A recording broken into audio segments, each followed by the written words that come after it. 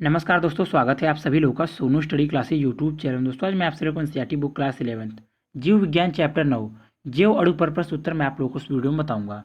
प्रश्न नंबर 1, वृहद अणु क्या है? उदाहरण दीजिए। उत्तर, जो तत्व अम्ल अभिलेय अंश में पाए जाते हैं वह अणु या वृहद जैविक अणु कहलाते हैं। उदाहरण नंबर 1,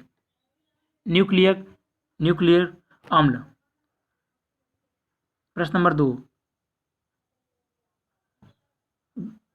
ग्लाइकोसाइडिक पेंटाइड तथा फास्फोडाइएटर बंधों का वर्णन कीजिए। उत्तर, ग्लाइकोसाइडिक बंध बहुलकीकरण में मोनोसेकेराइड अणु एक दूसरे के पीछे जिस संयोजी बंध द्वारा जुड़ते हैं उसे ग्लाइकोसाइडिक बंध कहते हैं। इस बंध में एक मोनोसेकेराइड अणु का एल्डिहाइड या कीटोन समूह दूसरे अणु के एक एल्कोहलिक अर्थात हाइड्रॉक्सिल समूह OH से जुड़ता है, जिसमें कि जल HO का एक अणु पृथक हो जाता है। नंबर 2, पेंटाइड बंध, जिस बंध द्वारा अमीनो अम्लों के अणु एक दूसरे से आगे पीछे जुड़ते हैं उसे पेंटाइड या एमाइड बंध कहते हैं। यह बंध सहसंयोजी होता है और एक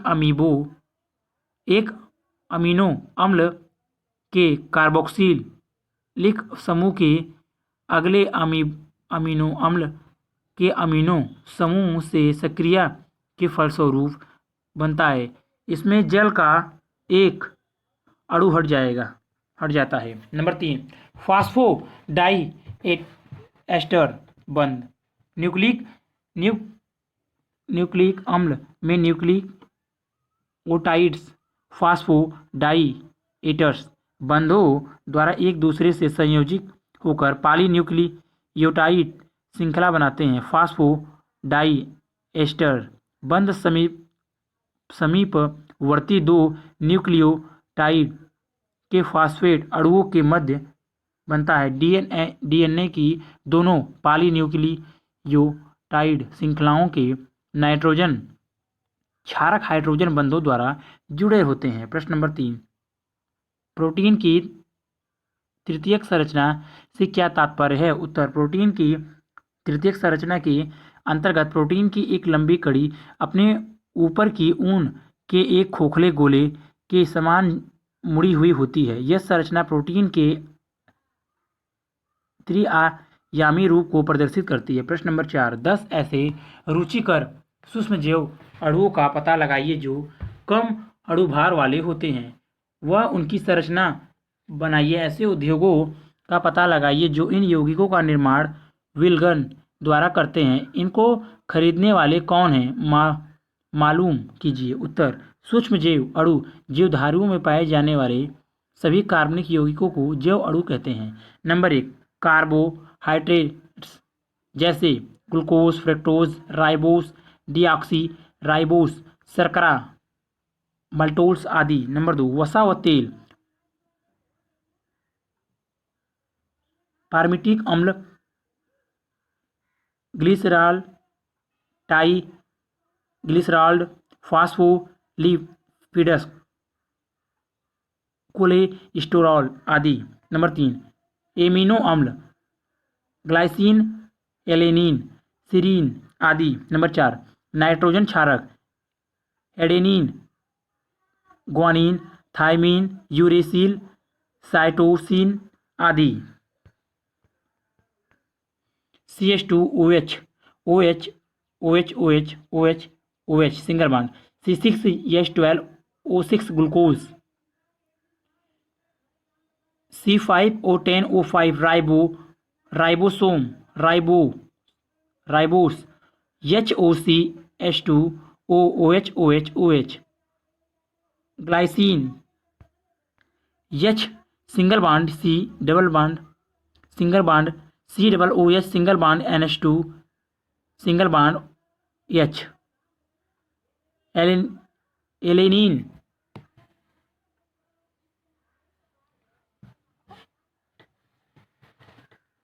C single bond CH2 single bond COOH single bond H single bond NH2, serine CH2 single bond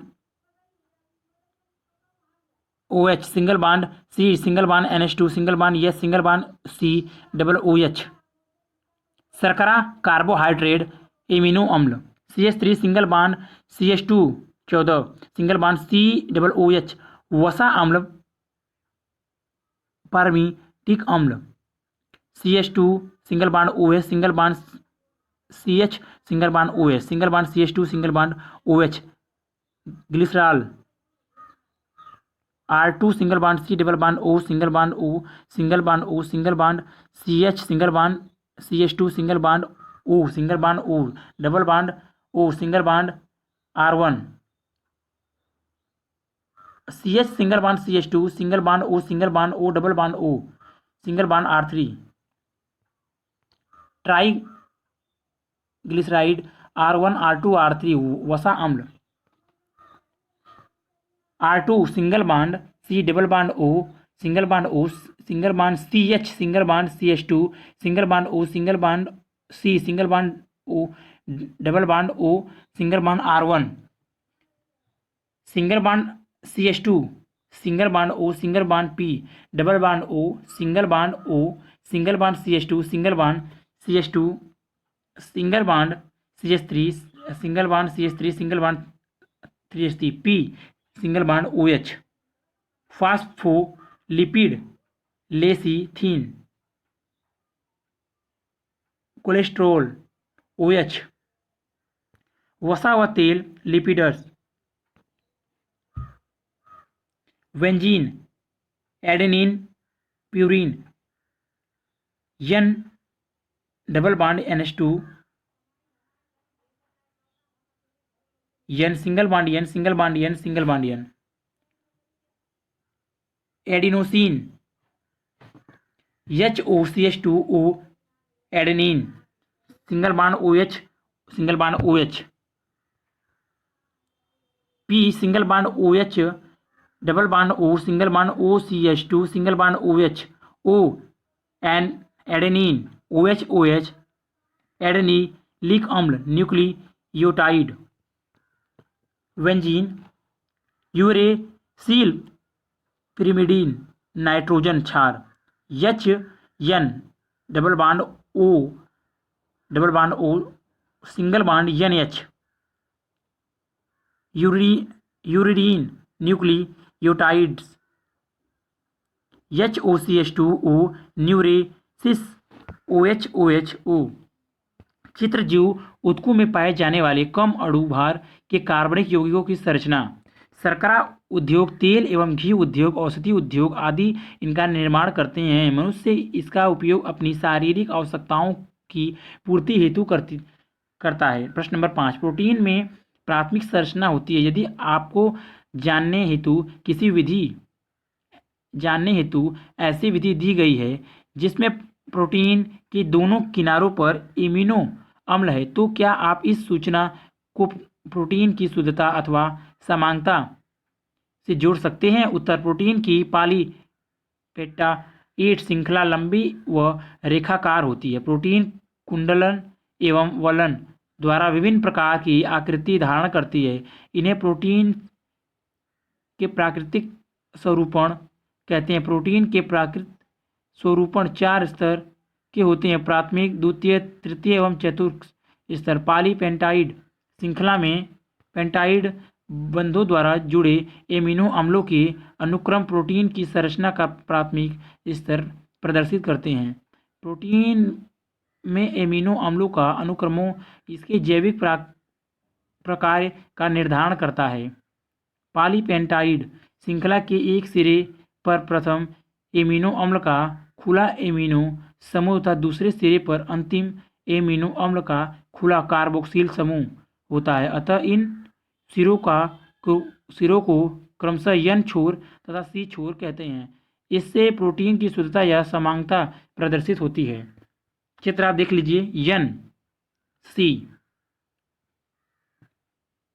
single bond HN single bond CN single bond CH2OH single bond CO single bond NH single bond CH single bond CH2 single bond SR single bond CO single bond NH single bond CH single bond CH2 benzene OH single bond CO single bond NS single bond C single bond C2 single bond C2 single bond C2 single bond COOH single bond CO dash amino अम्ल अपशिष्ट serine सेरियस cysteine सेसी tyrosine TYRY ग्यूटाइम अम्ल GLUE चित्र कल्पित protein के अंश की प्राथमिक संरचना N व C प्रोटीन के दो सिरों को प्रकट करता है। एमिनो अम्ल का एकल अक्षरीय कूट तथा 3 अक्षरीय कूट दर्शाया गया है। प्रश्न नंबर 6 चिकित्सा अर्थ अभिकर्ता के रूप में प्रयोग में आने वाले प्रोटीन का पता लगाइए वह सूचीबद्ध कीजिए। प्रोटीन की अन्य उपयोगिताओं को बताइए जैसे सौंदर्य प्रसाधन आदि। उत्तर साइटोक्रोम C डैश हीमोग्लोबिन तथा इम्यूनोग्लोबिन G चिकित्सार्थ अभिकर्ता के रूप में प्रयोग में आने वाले प्रोटीन हैं। प्रोटीन के निम्नलिखित कार्यों की वजह से इनकी उपयोगिता अधिक है। नंबर 1 लगभग सभी एंजाइम्स प्रोटीन के बने होते हैं। नंबर 2 ब्रोमियम थ्रोमियम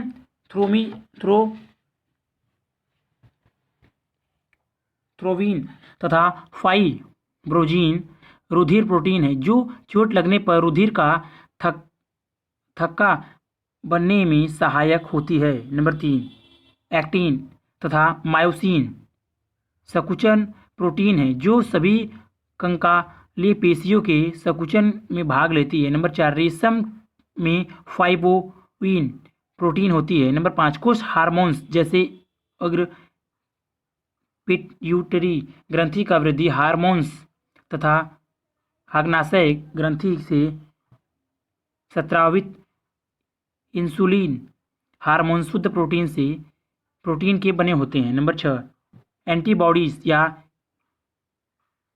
इम्यूग्लोब्युलिन जो कि शरीर की सुरक्षा करती है प्रोटीन से ही बनी होती है। प्रश्न नंबर 7 ट्राइग्लिसराइड के संगठन का वर्णन कीजिए। उत्तर एक ग्लिसरॉल अणु से एक एक करके 3 वसीय अम्ल अणुओं के 3 संयोजक बंधों द्वारा जुड़ने से वास्तविक वसा का एक अणु बनता है। इन बंधों को एस्टर बंध कहते हैं।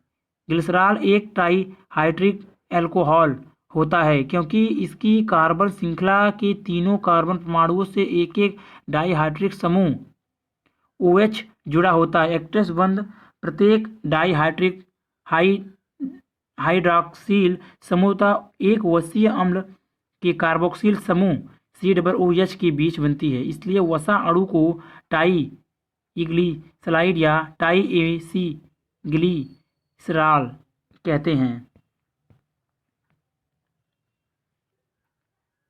C single bond S single bond O single bond H single bond C single bond S single bond O single bond S single bond O C single bond H।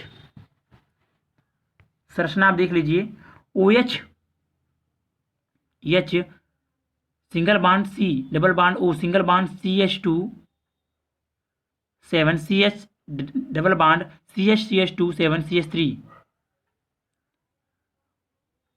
OH single bond C double bond O single bond CH2 7 CH double bond CH2 5 CH3 OH single bond double bond O single bond CH2 16 CH3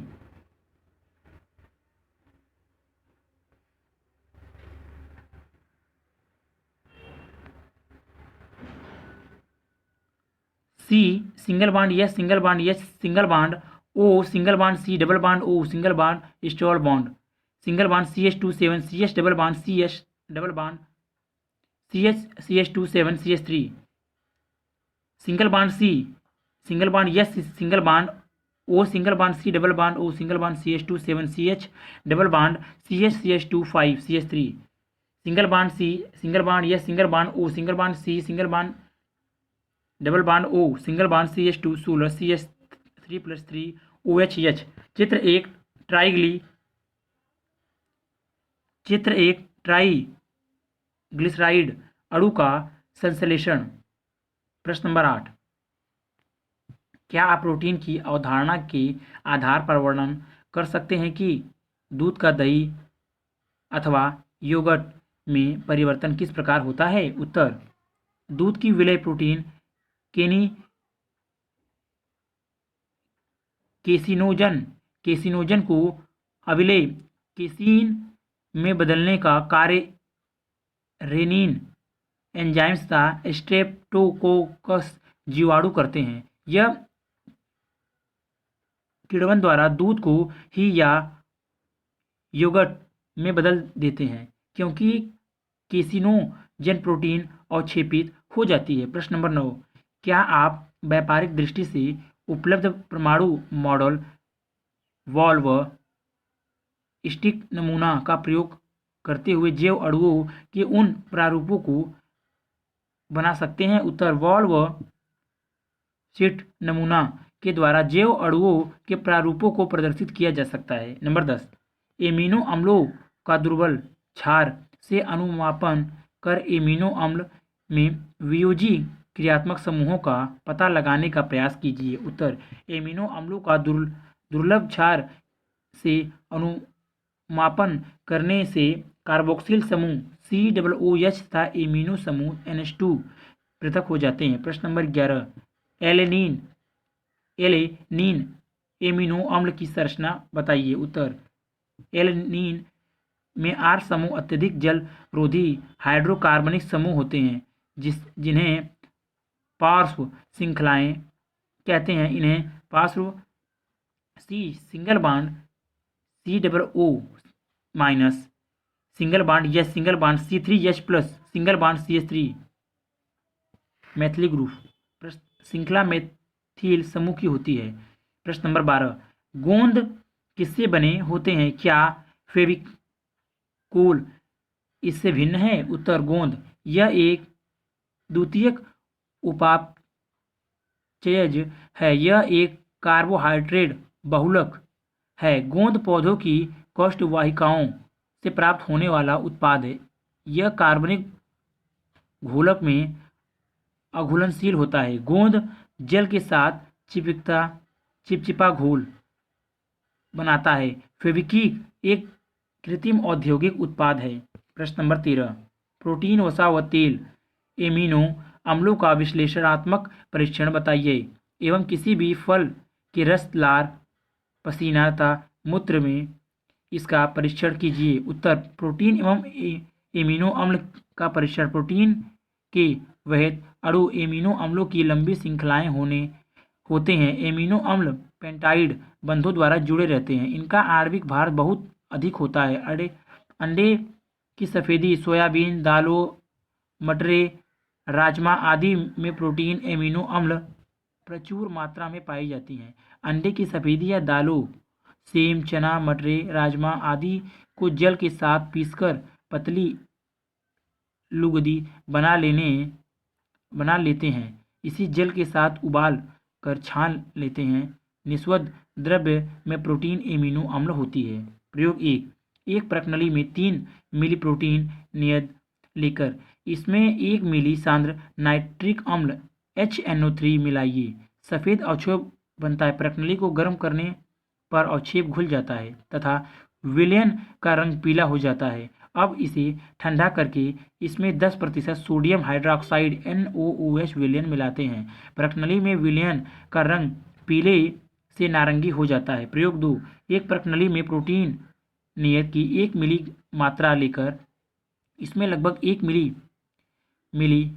मिलन अभिकर्मक मिलाने पर हल्के पीले रंग का अवक्षेप बनता है। इस अवक्षेप में 4-5 बूंदे सोडियम नाइट्रेट NaNO3 की मिलाकर विलयन को गर्म करने पर अवक्षेप का रंग लाल हो जाता है। वसा व तेल का परीक्षण। यह जल में अविलय और ईथर, पेट्रोल, क्लोरोफॉर्म आदि में घुलनशील विलय होती है। साधारण ताप पर जब वसाएं ठोस होती हैं तो वसा चर्बी, और जब यह तरल होती हैं तो तेल ऑयल कहलाती है। पादप वसाएं अश्रित नारियल का तेल तथा ताड़ का तेल संतृप्त तथा जंतु वसाएं संतृप्त होती हैं। प्रश्न नंबर 1, मूंगफली के कच्चे दाने लेकर उनको सफ़ेद कागज पर रखकर पीस लीजिए। अब इस कागज के टुकड़े को प्रकाश की किसी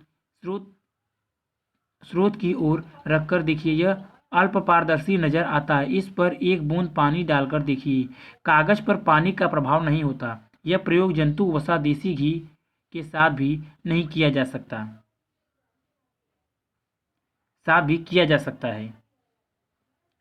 प्रयोग नंबर 2, एक परख नली में 0.5 मिली परीक्षण तेल या वसा तथा 0.5 मिली जल दोनों बराबर मात्रा में लेते हैं। अब इसमें 2-3 बूंदे सूडान थर्ड विलयन की डालकर हिलाते हैं तथा 5 मिनट तक ऐसे ही रख देते हैं। परख नली में जल तथा तेल की पृथक परियों में तेल की परत लाल नजर आती है। नोट: फल के रस, लार, पसीना तथा मूत्र में इसका परीक्षण उपयुक्त विधियों द्वारा किया जा सकता है। प्रश्न नंबर 14, पता लगाइए कि जीवमंडल में सभी पादपों द्वारा कितने सेलुलोज का निर्माण होता है। इनकी तुलना मनुष्यों द्वारा उत्पादित कागज से कीजिए। मानव द्वारा प्रतिवर्ष पादप पदार्थों की कितनी खपत की जाती है? इसमें वनस्पतियों की कितनी हानि होती है? उत्तर: सेलुलोज पृथ्वी का सबसे अधिक मात्रा में पाए जाने वाला कार्बोहाइड्रेट है। यह जटिल बहुलक होता है। पादपों में सेलुलोज की मात्रा सर्वाधिक होती है। यह पादप कोशिकाओं की कोशिका भित्ति को यांत्रिक दृढ़ता प्रदान करता है। पौधे के काष्ठीय भागों व कपास तथा रेशेदार पौधे में इसकी मात्रा बहुत अधिक होती है। काष्ठ में लगभग 50% तक, कपास के रेशे में इसकी मात्रा लगभग 90% होती है। मनुष्य द्वारा सेलुलोज का उपयोग ईंधन तथा इमारती लकड़ी के रूप में, तंतुओं के रूप में, वस्त्र निर्माण, कृत्रिम रेशे निर्माण, कागज निर्माण के प्रमुखता से किया जाता है। नाइट्रोसेलुलोज का उपयोग विस्फोटक पदार्थ के रूप में किया जाता है। इसका उपयोग पारदर्शी प्लास्टिक, सेलुलॉयड बनाने के लिए किया जाता है, जिससे खिलौने, कंधे आदि बनाए जाते हैं। मनुष्य सेलुलोज का सबसे बड़ा उपभोक्ता है। मनुष्य अपनी आवश्यकताओं की पूर्ति के लिए वनस्पतियों को हानि पहुंचा रहा है। इसके फलस्वरूप प्राकृतिक वन क्षेत्रों में निरंतर कमी होती जा रही है। परितंत्र के प्रभावी होने के कारण अनेक पादप प्रजातियां विलुप्त होती जा रही हैं। प्रश्न नंबर 15, एंजाइम्स के महत्वपूर्ण गुणों का वर्णन कीजिए। उत्तर: एंजाइमों के महत्वपूर्ण गुण निम्नवत हैं। नंबर 1, विकर उत्प्रेरकों के रूप में कार्य करते हैं और जीवों में अभिक्रिया की दर को प्रभावित करते हैं। नंबर 2, क्रियाधारों को उत्पादों में बदलने के लिए एंजाइम्स की बहुत सूक्ष्म मात्रा अथवा सांद्रता की आवश्यकता होती है। नंबर 3, एंजाइम्स उत्प्रेरक उच्च अणुभार के जटिल नाइट्रोजनिक कार्बनिक यौगिक प्रोटीन होते हैं जो जीवित कोशिकाओं में उत्पन्न होते हैं। एंजाइम का अणु उसके क्रियाधार के अणु की तुलना में बहुत बड़ा होता है। एंजाइम्स का आणविक भार हजारों से लेकर लाखों तक होता है, जबकि क्रियाधारों का अणुभार प्राय कुछ सैकड़ों में भी होता है। नंबर 4, यह किसी रासायनिक क्रिया को प्रारंभ नहीं करते बल्कि क्रिया की गति को उत्प्रेरित करते हैं। नंबर 5, अधिकांश एंजाइम जल अथवा नमक में घुलनशील होते हैं। कोशिका द्रव्य में यह कोलाइडो विलयन बनाते हैं। नंबर 6, एंजाइम्स जीवों में होने वाली समस्त शरीर क्रियात्मक अभिक्रियाएं जैसे जल अपघटन, ऑक्सीकरण, अपचयन, अपघटन आदि को उत्प्रेरित करते हैं। नंबर 7, एंजाइम्स प्राय विशिष्ट होते हैं, अर्थात एक एंजाइम्स एक विशेष क्रिया का ही उत्प्रेरक करता है। उदाहरण: एंजाइम्स इनवेट्स केवल सुक्रोज के जल अपघटन को उत्प्रेरित करता है। C12H22O11+H2O product C6H12O6+C6H12O6 glucose, fructose invertase enzymes द्वारा माल्टोज का ग्लूकोज में जल अपघटन उत्प्रेरित नहीं होता। नंबर 8, एंजाइम्स ताप परिवर्तन से अधिक प्रभावित होते हैं। किसी एंजाइम्स की उत्प्रेरक सक्रियता जिस ताप पर सर्वाधिक होती है उसे अनुकूलन ताप कहते हैं। अनुकूलन ताप पर अभिक्रिया की दर उच्चतम होती है। अधिक ताप पर एंजाइम्स की विकृति हो जाती है, अर्थात एंजाइम्स की प्रोटीन संरचना और इसकी उत्प्रेरक सक्रियता नष्ट हो जाती है। एंजाइम्सों का अनुकूलन प्राप्त साधारण 25 से 40 डिग्री सेल्सियस होता है। बहुत कम ताप पर एंजाइम्स निष्क्रिय हो जाते हैं। प्रश्न नंबर 9, एंजाइम्स उत्प्रेरक अभिक्रियाओं की दर पीएच परिवर्तन से बहुत प्रभावित होती है। प्रत्येक एंजाइम्स एक विशेष पीएच माध्यम में ही पूर्ण सक्रिय होता है। प्रत्येक एंजाइम्स के उत्प्रेरक सक्रिय जिस पीएच पर अधिकतम होती है उसे अनुकूलन यच्छ पीएच कहते हैं। एंजाइमों की अनुकूलन पीएच साधारणतः 5-7 होती है। नंबर 10, कुछ एंजाइम्स अम्लीय माध्यम में तथा कुछ क्षारीय माध्यम में क्रिया करते हैं। नंबर 11, कुछ एंजाइम्स कोशिका के अंदर सक्रिय होते हैं तथा कुछ एंजाइम्स कोशिका के बाहर भी सक्रिय होते हैं। अगर वीडियो अच्छी लगी तो वीडियो को लाइक करें, शेयर करें, कमेंट करें और नेक्स्ट वीडियो के लिए चैनल को सब्सक्राइब जरूर करें। Thank you for watching.